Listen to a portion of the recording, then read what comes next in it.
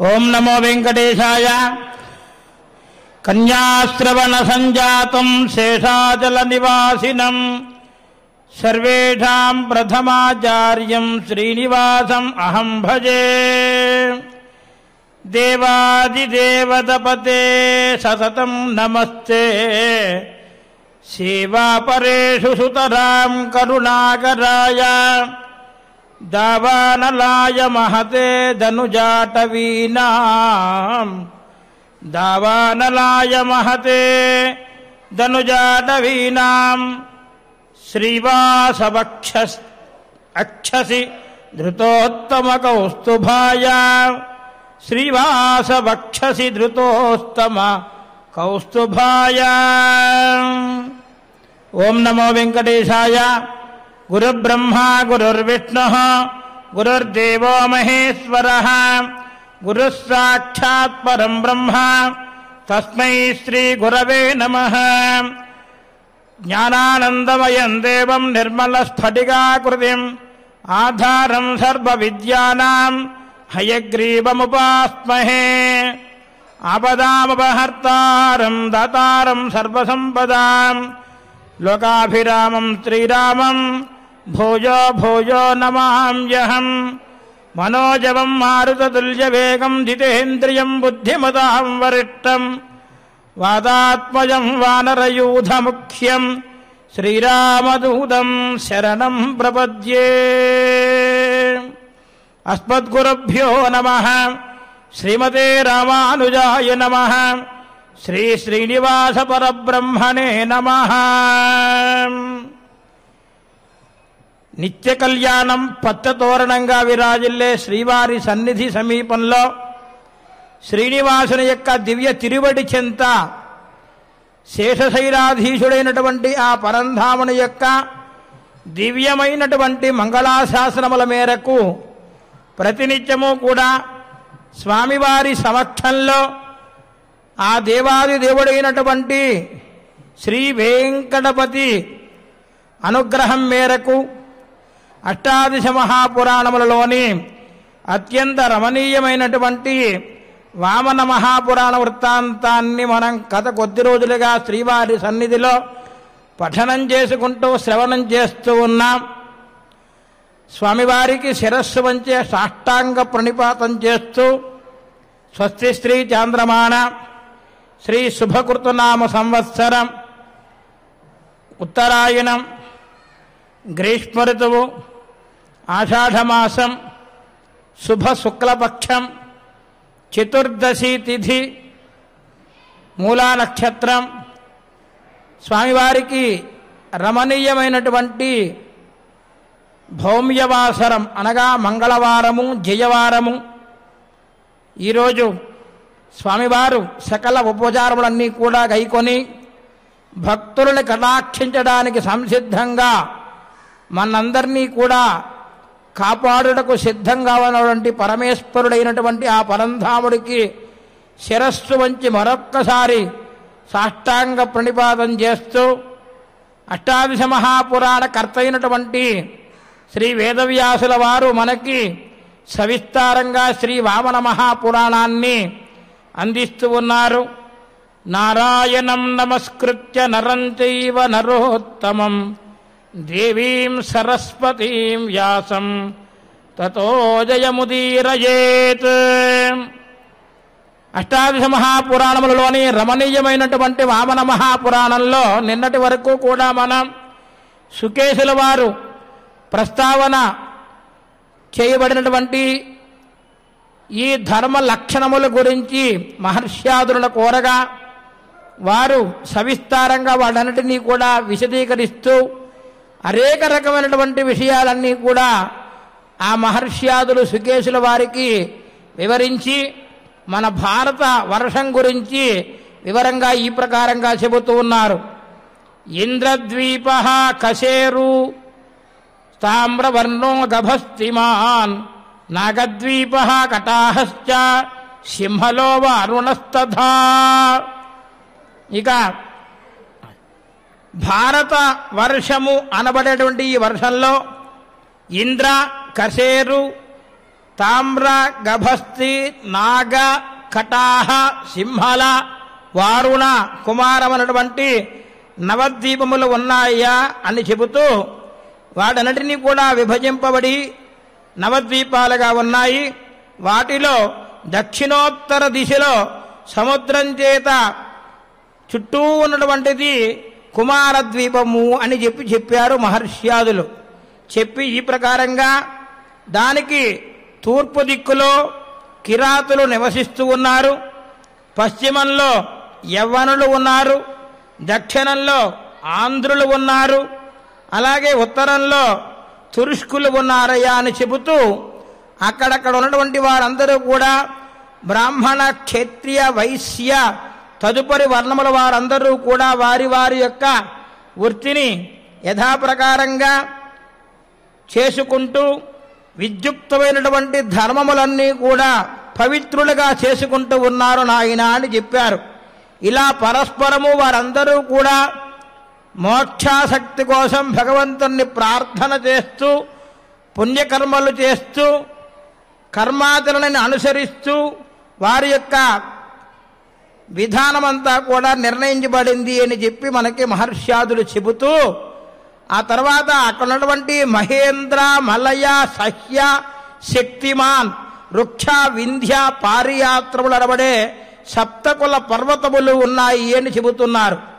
ఆ తర్వాత తథాన్యే శతసాహస్ర భూధరా మధ్యభాసినః విస్తారోధ్రాయునో రమ్యా విపులాఖ శుభసానవా.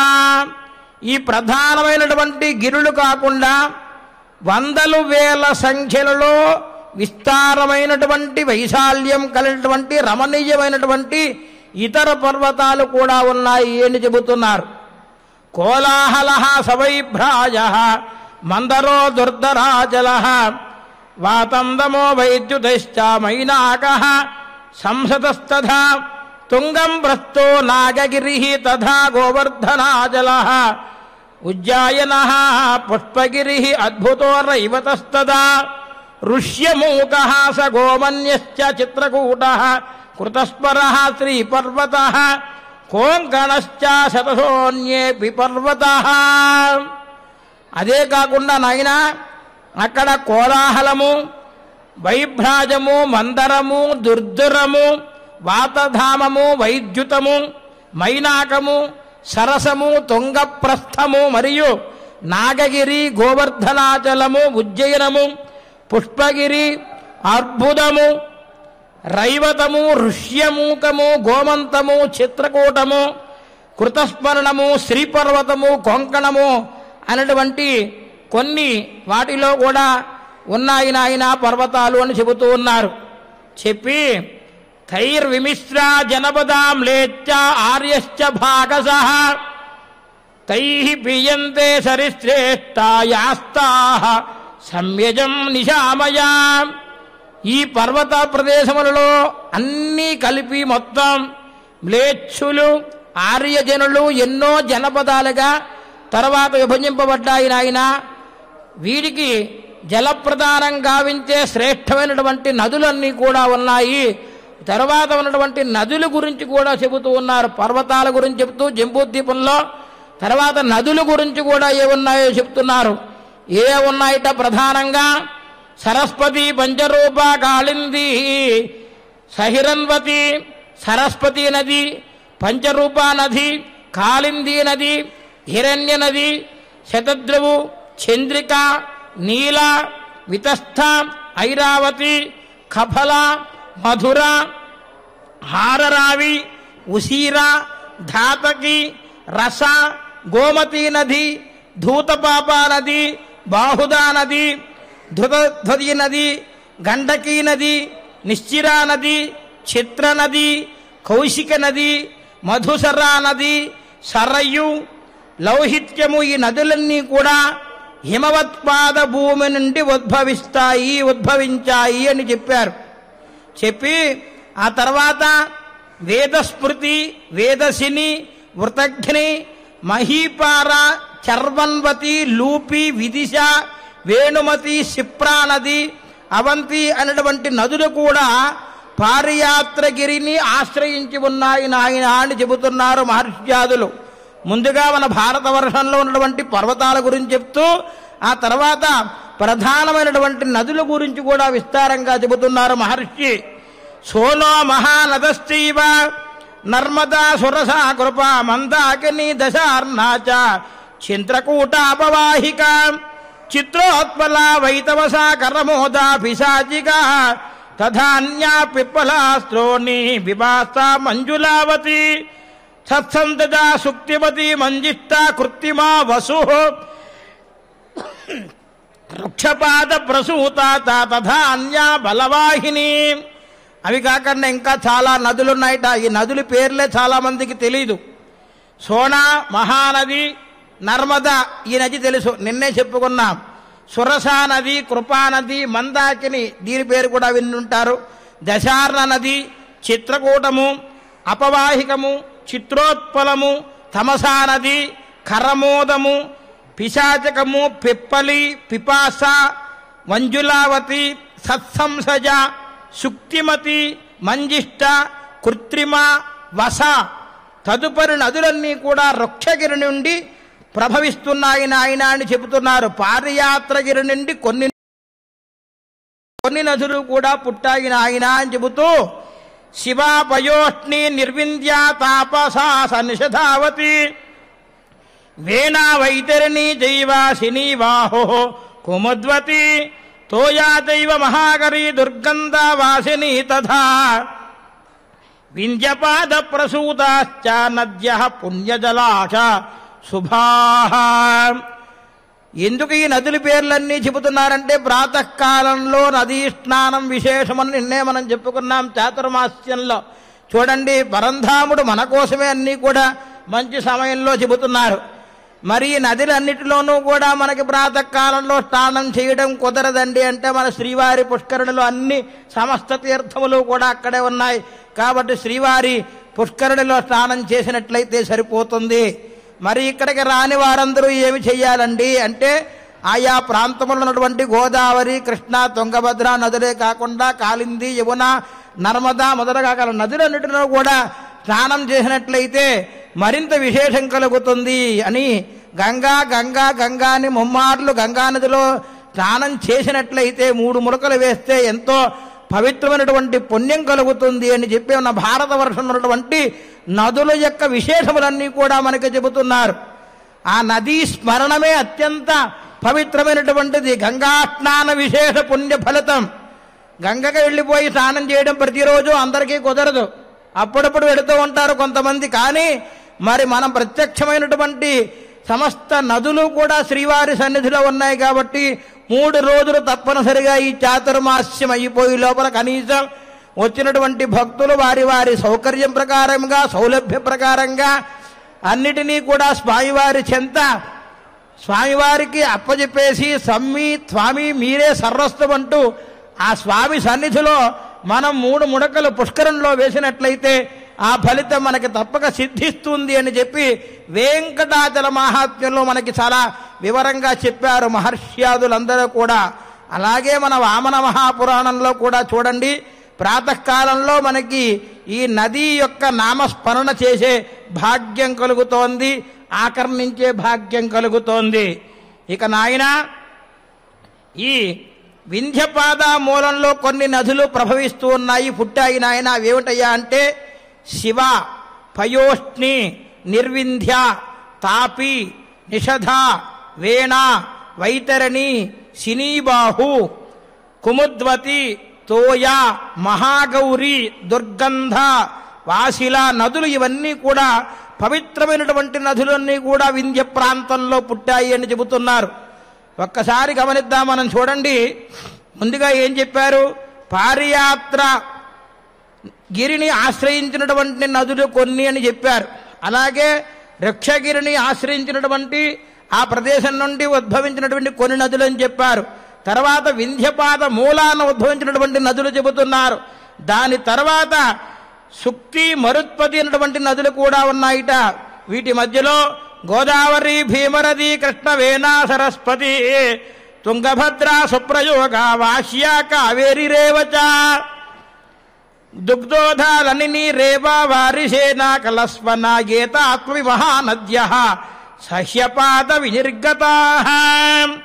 ఇవన్నీ కూడా మహానదులు, మనకు తెలిసినటువంటి నదులు కొన్ని ఉన్నాయి దీంట్లో. చూడండి, గోదావరి నది, భీమనది, కృష్ణవేణి, వేణ, కృష్ణ వేరు వేణ వేరు, రెండే కలిపితే కృష్ణవేణి.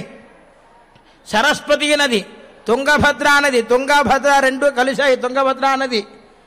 సుప్రయోగ, వాష్య, కావేరీ నది. కావేరీ నది తులా కావేరి అంటారు. మన సౌరమాన ప్రకారంగా తులా కావేరిలో స్నానం ఆచరించిన సమయంలో, తులామాసంలో, అనగా మన శ్రీవారి బ్రహ్మోత్సవాలు అయిపోయిన తర్వాత, కన్యామాసం అయిపోయిన తర్వాత తులామాసం వస్తుంది. ఆ తులామాసంలో కావేరీ స్నానం విశేషమని చెబుతూ ఉంటారు. గోదావరి నది గురించి, కృష్ణానది గురించి, యమునా నది గురించి, మిగతా తుంగభద్ర గురించి చెప్పక్కర్లేదు. వారికి నిత్యము ఎప్పుడు కూడా అందరికీ తెలిసిన నదులే కాబట్టి పుష్కర సమయంలోనే కాక ప్రతిరోజు కూడా స్నానం చేయవచ్చు. ప్రాతకాలంలో, ఈ చాతుర్మాస్యంలో ప్రాతకాలంలో మాత్రమే నదీ స్నానం చేయాలండి. ఇక తుంగభద్రా నది, కావేరీ నది, నళిని నది, రేవా నది, వారిసేనా నది, కలస్పనా నది, దుగ్ధోదనటువంటి మహా తరంగులన్నీ కూడా సహ్యాద్రిగిరిని ఆశ్రయించి ఉన్నాయి. ఇవన్నీ కూడా సహ్యాద్రి దగ్గర ఉన్నటువంటి నదులన్నీ ఇవి నాయన అని చెబుతున్నారు. ఇక కృతమాల, తామ్రవర్ణి, వంజలాచ, ఉత్పలావతి, సినీజైవ సుధామాచ, శక్తి ఉత్ప్రభవాస్త్రియా. కృతమాలా నది, తామ్రవర్ణి నది, వంజులా నది, ఉత్పలావతి నది, సినీ నది, సుధామ అనేటువంటి నదులన్నీ కూడా సుక్తిమత్ పర్వత పుత్రికలు అని చెబుతూ ఉన్నారు. సర్వాహ పుణ్యాహ, అన్నీ కూడా పరమ పవిత్రమైనటువంటివన్నీ కూడా ఇవి. సరస్వత్యాహ పాప ప్రశమనాస్తథా జగతో మాతరః సర్వాహ సర్వా సాగరయోటితజ. అన్యాహ సహస్రదశ్చాత్ర క్షుద్ర నద్యో హి రాక్షస. అన్యాహ శతసహస్రాశ్చ క్షుద్రశ్చో రాక్షస. సదాకాలమఖాశ్చాన్యాహ ప్రాహృత్కాలవహాస్తథా. ఉదన్ముఖోద్భవా దేశాః పిబంతి స్మృత్యజా సుభాగ. ఓ రాక్షసేశ్వర, సుకేశ మహారాజా, ఇవన్నీ కూడా పరమ పవిత్రమైనటువంటి నదులయ్యా. ఈ నదులన్నీ కూడా పరమ పవిత్రమైనటువంటి నదులు. ఇక వాటితోటి వాటి సాగరులు, సాగర పత్రులు అన్నీ కూడా ఎన్నో వేలాది నదులన్నీ కూడా ఇక్కడ ఉన్నాయ్యా. కొన్ని కొన్ని వాటి ఋతు క్రమాన్ని అనుసరించి ఉద్భవిస్తూ ఉన్నాయి, ప్రవహిస్తూ ఉన్నాయి. వర్షాకాలంలోనే ఎక్కువ మనకు వర్షం కనబడుతుంది. అందుకనే ఈ వర్ష ఋతువుల్లో బాగా వర్షం బాగా పడితే దేవుడి దయ వల్ల మనం కాస్త మనకి వెసులుబాటు కోసం వర్షం పడకుండా ఉంటే బాగుంటుంది, ఇబ్బంది అవుతుంది అనుకుంటాం. కానీ వర్షం పడకపోతే ఇబ్బంది, ఎండ రాకపోయినా ఇబ్బంది, చలి లేకపోయినా ఇబ్బంది. కాబట్టి శీతోష్ణ సుఖ దుఃఖేషు సమస్తంగా వివర్జిత అన్నట్లుగా ఈ శీతము దుఃఖము రెండూ కూడా, ఉష్ణము శీతము రెండూ సమానంగానే ఉండాలి మనకి. ఎందుకంటే తొలకరి చినుకులు పడితేనే చక్కగా రైతు చక్కగా పంటలు వేసి బాగా పండిస్తాడు. బాగా పండించిన తర్వాత కదా మనందరం కూడా ఆ గ్రాసాన్ని మనం గోవులకు వదిలేసి మనం కాస్త ధాన్యాన్ని తీసుకుంటున్నాము. గ్రాసాన్ని గోవులకు వదిలేసి మనం కాస్త ధాన్యాన్ని తీసుకుంటున్నాం. చూడండి అక్కడ చిత్రం చూడండి. గ్రాసం అంటే తెలుసు కదా అందరికీ, గడ్డి అంటాం మనం. ఆ గ్రాసాన్ని మాత్రం పరమేశ్వరుడు ప్రసాదించినటువంటి ఆ గోమాతకు వదిలేస్తున్నాం. అందుకనే పరగ గ్రోసాదహ స్పర్గి గోహితో బ్రహ్మలోక భాక్ గవాం స్పాసాత్ పరిత్రాభూ స్పర్శనాత్ కిల్బిషక్షయ అన్నాడు. ఆ గ్రాసాన్ని కనుక ఎవరైతే ప్రతిరోజు కూడా గోమాతకి గ్రాసాన్ని ఎవరైతే సమర్పిస్తారో వారికి స్వర్గలోక ప్రాప్తి కలుగుతుందట. అందుకనే గోవుని సేవించాలి, గోవుని మనం ప్రార్థన చెయ్యాలి, గోమాతకి మనం నమస్కారం చెయ్యాలి. అలాగే ఎప్పుడూ కూడా గోహితమును కోరినటువంటి వారు ఎప్పుడూ కూడా బ్రహ్మలోకానికి వెళతారట. ఎక్కడైతే గోవు కనబడుతుందో గోవు యొక్క పృష్ఠభాగాన్ని నమస్కారం చేసుకుని ముమ్మార్లు నమస్కారం చేసుకుని ప్రదక్షిణం చేసినట్లయితే వారికి స్వర్గలోక ప్రాప్తి కూడా కలుగుతుంది అని చెప్పి మనకి పురాణ వచనం. ఇక గోదానం చేస్తూ ఉంటారు. అటువంటి వారి ఫలితం చెప్పక్కర్లేదు, అందరికీ తెలుసు.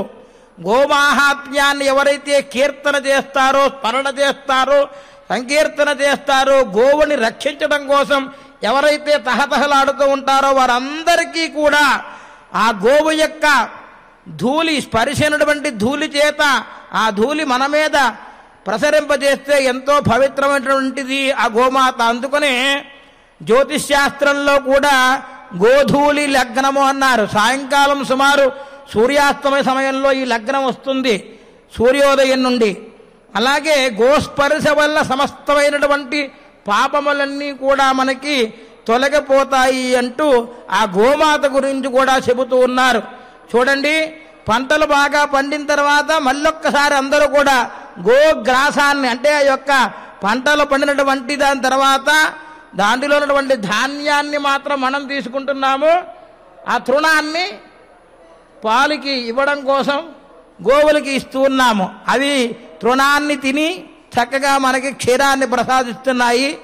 మనం సత్ప్రవర్తనగా ఉండడం కోసం అన్నం తింటూ ఉన్నాం. కాబట్టి ఇటువంటి నదులన్నీ కూడా పుట్టాయి నాయన, పరమ పవిత్రమైనటువంటి నదులు నాయన. ఇవన్నీ కూడా ఈ ప్రదేశాలన్నీ కూడా చాలా విశేషమైనటువంటి ప్రదేశాలు. ఈ ప్రదేశాలలో ఎవరైతే తర్పణాదులు చేస్తారో వారి వారి పితృదేవతలకు ఎంతో పుణ్యం కలుగుతుంది నాయన అంటూ మత్స్యాః కుశష్టాః కునికుండలాశ్చ పాంచాల శాక్యాః సహ కోసలాభిః వృకాః శబరకౌవీరాః సభూలింగా జనాస్తి మే శకాశ్చైవ సుమసకా మధ్యదేశ్యా జనాస్తి మే. నాయనా, ఇక మత్స్య, కుశట్ట, కుని, కుండల, పాంచాల, కాశీ, కోసల, వృక, శబర, కావీర, సుభూలింగ, సుక, సుమసక అనేటువంటి జనపదాలన్నీ కూడా మధ్య దేశంలో ఉన్నాయి. ఇవన్నీ రాష్ట్రాలు. మిగిలిన వాడి గురించి చెబుతున్నారు.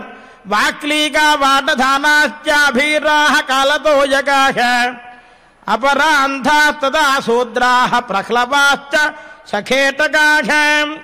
వాహీకము, వాటధానము, అభీరము, కాలతోయనము, అపరాత్తము, శూద్రము, ప్రహ్లము, ఖేటక, గాంధార, యవన, సింధు, సౌవీర, మద్రక, దశమజన పదస్థులందరూ కూడా క్షత్రియ, వైశ్య, శూద్ర కులముల వారుగా ఉండి వైశ్యులు వారి వారి స్థానంలో ఉన్నటువంటి వారు కూడా చెబుతున్నారు.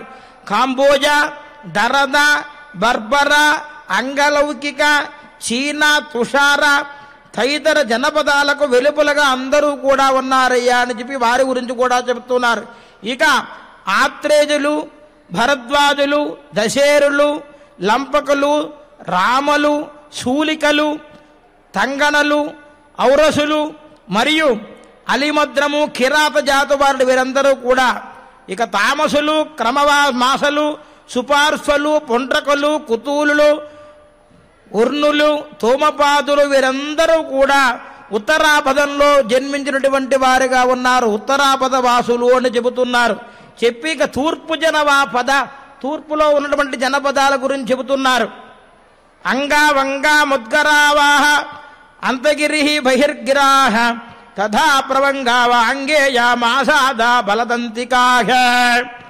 అంగ వంగ ముద్గరవ అంతర్గితి బహిర్గిరి ప్రవంగ త్వాంగేయ మాంసాద జలదంతిక బ్రహ్మోత్తర ప్రాగ్విజయ భార్గవ కేశబర్బర ప్రాగ్జ్యోషిష శూద్ర విదేహ తామ్రలిప్తక మాల మాగధ గోరందులన్నీ కూడా వీరందరూ కూడా తూర్పు జనవాసులు, తూర్పు జన పదాలు అని చెబుతూ సవిస్తారంగా మనకన్నీ కూడా వివరిస్తున్నారు. వేదవ్యాస మహర్షి వారు భరతవర్షం గురించి చూడండి. పుండ్రాశ్చ కేరళాశ్చైవ తౌడాః కుల్యాశ్చ రాక్షస జాతుషా మూషికాదాశ్చ కుమారాద మహాసకాః మహారాష్ట్ర మహిషికాః కాళింగీశ్చైవ సర్వసఖ. ఓ రాక్షసేశ్వర, ఇవే కాకుండా పుండ్ర, కేరళ, చౌడ, కుల్య, జాతుష, మూషికాద, కుమరాద, మహాసక, మహారాష్ట్ర, మాహిజిక, కాళింగి, అభీర, నైషిక, ఆరణ్య, శబర, విలింధ్య, వింధ్య, మౌలేయ, వైదర్భ, దండక, పౌరక, సౌనిక, అశ్మక, భోగవర్ధన, వైశిక, కుందల, ఆంధ్ర ఇవన్నీ కూడా దక్షిణ పదంలో ఉన్నటువంటి రాష్ట్రములు, దిశలో ఉన్నటువంటివి అని చెబుతున్నారు. ఇక శూర్వారక కారివన దుర్గా స్థాళీకటైః పులీజాః శనిలీలాశ్చ తాపసాస్తామాసుసాస్తదా. వీటన్నిటి గురించి చెప్తూ ఇక శూర్పారకము, కారివనము, దుర్గము, తాళికము, పులీజము, శనివాలి, తాపన, తామసము, కాంసరము, రమణము, నర్మద, సారస్వతి, వత్సేయ, సౌరాష్ట్రము, అవంతి అవన్నీ కూడా పశ్చిమ పదంలో ఉన్నటువంటి జనావాసములు అని చెబుతారు. పశ్చిమ దిక్కులో ఉన్నటువంటి జనాల గురించి చెబుతున్నారు, జనపదముల గురించి. ఇక మిగిలినది వింధ్యాది పాదమూలములు. అవి ఏమిటయ్యా అంటే కారుష, ఏకలవ్య, మేకల, ఉత్కల, ఉత్తవర్ణ, దిశార్ణ, భోజ, తోసల, కోసల, త్రైపుర, చైల్లిక, తుంబ, వహన, సంచద, అనూప, తుండికోర, వీతిహోత్ర, అవంతి ఇవన్నీ కూడా వింధ్యాది ప్రాంతంలో ఉన్నటువంటి వారు నాయన. అదో దేశాన్ ప్రవక్ష్యామః పర్వత ఆశ్రమణస్తుయే నిరాహార హంసమార్గా కుబధాస్తంగనాకశాఖ.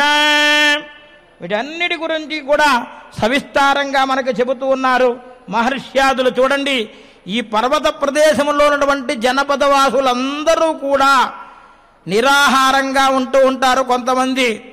ఇక హంసమార్గము, పుణ్య, కుబధ, తుంగణ, కశ, కుధప్రావణము, కిరాతము, తోమరము ఇవన్నీ కూడా హిమవత్ ప్రదేశంలో ఉన్నటువంటి ప్రదేశాలు. హిమవత్ ప్రదేశంలో ఉన్నటువంటి వారందరూ కూడా నిరాహారంగా ఎక్కువ ఉంటారు. అందుకనే హిమవత్ పర్వత ప్రాంతం అంతా కూడా చాలా పరమ పవిత్రమైనటువంటిది అని మనకు చెబుతూ ఉన్నారు. కుమారా రజనీచరా, ఓ రాక్షసేశ్వరా, చూడు నాయన, కుమారద్వీపంలో ఉన్నటువంటి జనపదాల గురించి వివరంగా అన్నీ కూడా నీకు చెప్పానయ్యా. తదుపరి వారు ఆచరించే ధర్మ పదములు, వీరందరూ కూడా ఈ దిక్కుల్లో పలానా వారు ఉన్నారు, తూర్పు దిక్కుల్లో వారున్నారు, అలాగే దక్షిణంలో ఉన్నారు, పడమరలో ఉన్నారు, ఉత్తర దిక్కులో వీరందరూ కూడా రాష్ట్రంలో నుండి వారు జనపదాలందరూ కూడా ఉన్నారు. వారు చేయవలసినటువంటి ధర్మాచరణము ఏమిటో కూడా తిరిగి మరలా నీకు చెబుతున్నాను అని చెప్పి మహర్ష్యాదులు సవిస్తారంగా చెబుతూ ఉన్నారు. చూడండి, వామన మహాపురాణం 13వ అధ్యాయం మనకి లో విశేషమైనటువంటి విషయాలన్నీ కూడా చెబుతూ వచ్చారు. భారతవర్షం గురించి చెబుతూ ఆ పర్వత శ్రేణులు, ఆ తర్వాత అక్కడ ఉన్నటువంటి జనపద వాసుల గురించి, నదుల గురించి, నదముల గురించి సవిస్తారంగా మనకి మహర్ష్యాదులు చెబుతూ, నాయన ప్రతిరోజు కూడా ఈ యొక్క నదీ నామములను ఎవరైతే శ్రద్ధగా ఆచరిస్తారో, వాటిని ఆకర్ణిస్తారో వారందరికీ కూడా సకల శుభములు కూడా కలుగుతాయి నాయన. ధర్మాచరణము ఒక్కటే విశేషమైనటువంటిది అని చెబుతున్నారు. ఆ సుకేశి మహారాజు గారు ఏమడిగారు, స్వామి ఏ పని చేస్తే ఇహంలోనూ పరంలోనూ మాకు దుఃఖం లేకుండా ఉంటుంది, దానికి సన్మార్గం ఏమిటి, ఏ మార్గం ద్వారా మనం దానిని చేరుకోవాలి, సుఖములు అనుభవించాలి అంటే ధర్మాచరణ ఒక్కటే నాయన, వేరే లేదు అంటూ ధర్మముల లక్షణములు, ధర్మాన్ని ఆచరించవలసినటువంటి విధానము, ఆచరింపకుంటే ఏ విధమైనటువంటి నరకములన్నీ కూడా సంప్రాప్తిస్తాయో వాటి వివరము, ఆ నరకములు ఎలా ఉన్నాయి, ఏ ఉన్నాయి, ఏ దోషములు చేస్తే ఏం కలుగుతుంది, ఆ తర్వాత ఈ వర్షముల గురించి, నవవర్షముల గురించి, సప్త సముద్రముల గురించి, వర్షముల గురించి విశేషమైనటువంటిగా మనకి అందరికీ కూడా అందించారు మన సుకేశి మహారాజు గారికి. అక్కడ ఉన్నటువంటి మహర్ష్యాదులందరూ కూడా వారి రూపంలో అందించినటువంటి ఆ దేవాది దేవుడైనటువంటి అంశైనటువంటి ఆ యొక్క వేదవ్యాసుల వారికి ఎంతో మనం రుణపడి ఉన్నాము. ఎందుకంటే వేదవ్యాసుల వారు సామాన్యటువంటి వారు కారు. అచతుర్వదనో బ్రహ్మ దిబాహురపరో హరి అపాలలోచన శంభు భగవాన్ బాదరాయణ అంటారు. ఆయనకి చూడ్డానికి 2 చేతులే ఉన్నా 4 చేతులు కలిగినటువంటి విష్ణుమూర్తి ఆయనేనట. 4 ముఖములు కలిగినటువంటి బ్రహ్మదేవుడు ఆయనే.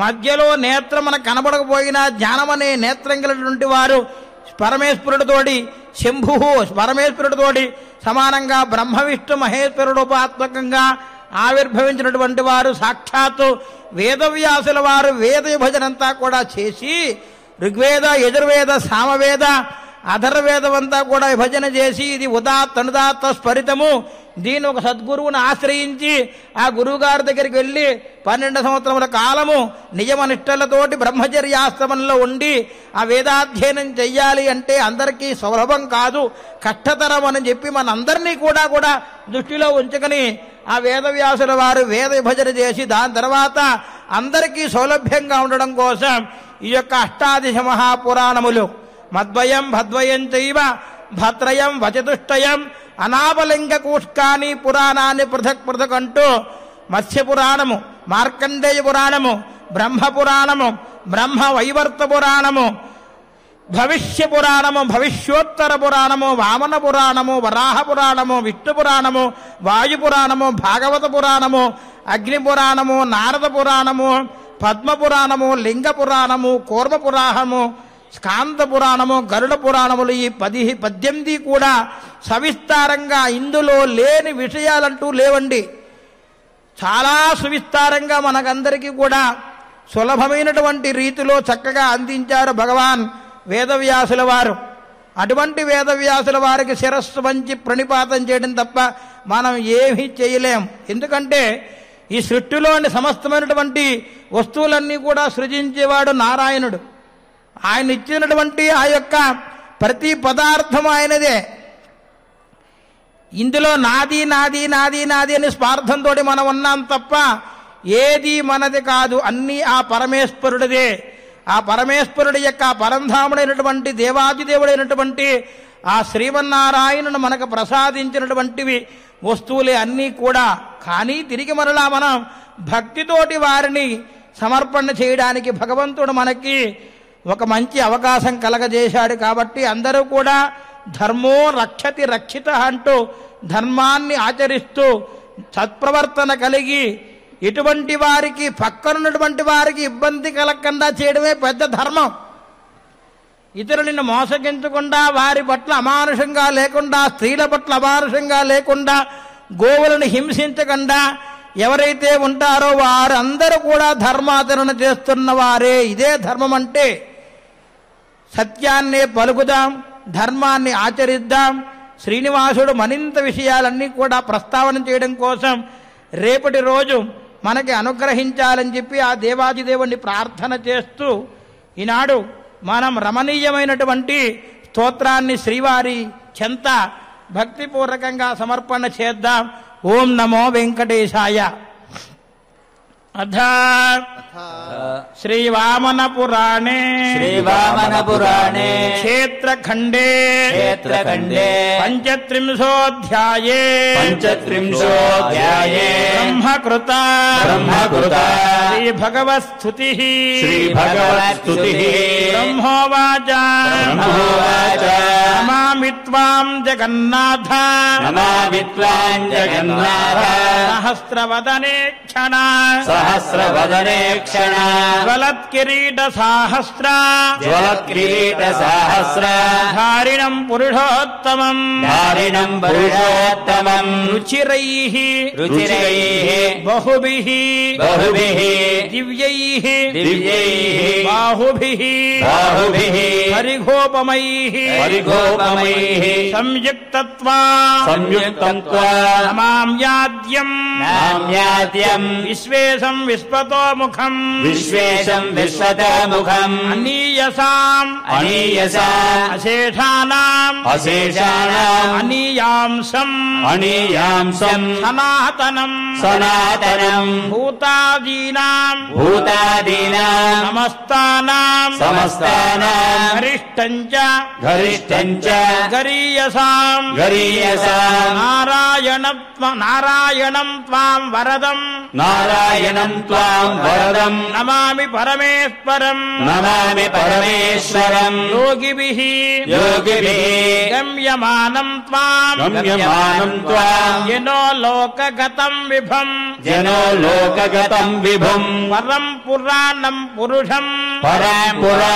పురుషం నమామి సురనాయకం నమామి సురనాయకం ప్రసీదతు భవాన్ విష్ణు ప్రసీదతు భవాన్ విష్ణు రహితః రహితః ప్రాకృతైర్గుణైః ప్రాకృతైర్గుణైః శుద్ధః పుమాన్ నమస్తేభ్యః శుద్ధః పుమాన్ నమస్తేభ్యః భూతేభ్యః భూతేభ్యః సర్వసంభవః సర్వసంభవః సాక్షిభూతః సాక్షిభూతః సమస్తస్య నమస్తస్య జగతోస్య జగతోస్య జగత్పతే జగత్పతే నమామి త్వాం నమామి త్వాం అహం నిత్యం అహం నిత్యం యాలాలోయతలోచనం యాలాలోయతలోచనం యః ప్రోచ్యతే యః ప్రోచ్యతే విశుద్ధో హి విశుద్ధో హి సర్వేష ఇతి కేశవ సర్వేష ఇతి కేశవ తం త్వాం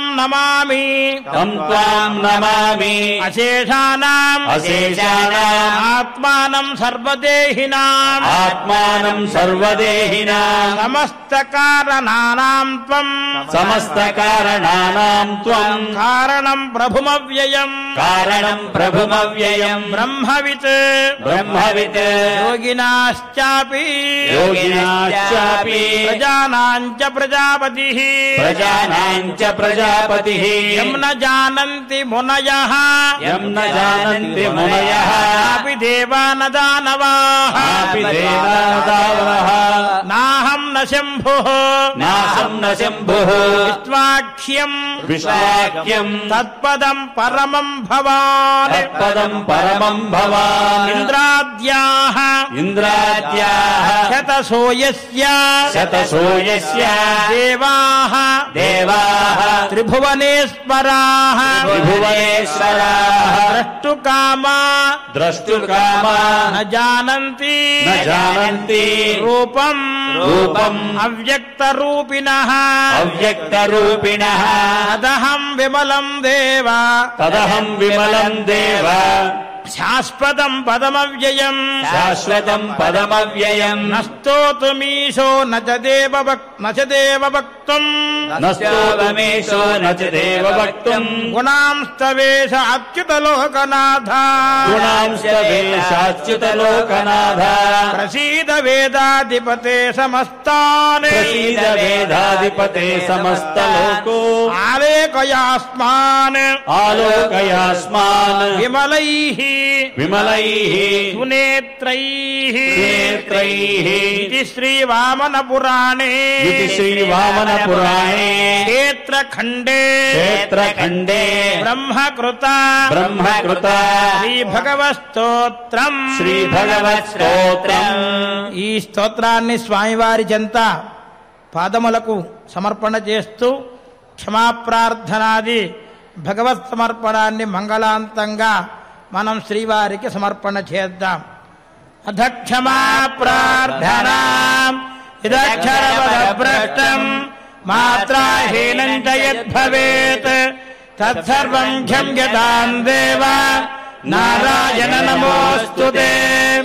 అథ భగవత్ సమర్పణం కాయేన వాచా మనసేంద్రియైర్వా బుద్ధ్యాత్మనా వా ప్రభువే స్వభావాత్ కరోమి యత్ సకలం పరస్మై నారాయణాయేతి సమర్పయామి.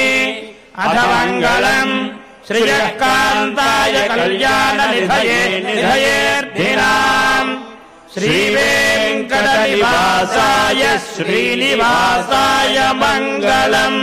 సర్వం శ్రీకృష్ణార్పణమస్తు. ఏడుకొండలవాడ వెంకటరమణ గోవింద గోవింద.